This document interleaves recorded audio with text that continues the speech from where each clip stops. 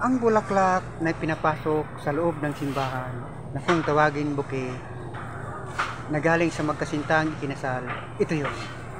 Ito'y nagbibigay inspirasyon sa isang taong pinanghinaan ng loob sa larangan ng pag-ibig para manumbalik ang kumpiyansa niya sa sarili at magkaroon na ng tiwala sa taong mamahalin. Pero hindi ito sandata sa madali ang kagustuhan. Ito'y hindi sa pilitan, kundi maghintay ka lamang sa tadhana na ibibigay sa iyo ng buong may kapal. Ang bulaklak na bouquet susi sa iyong tagumpay.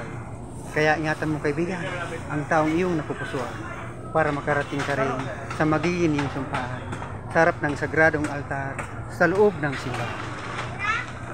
Welcome, Ixiapit. Maligaya kong harapin ang una kong kabanata sa Ixiapit.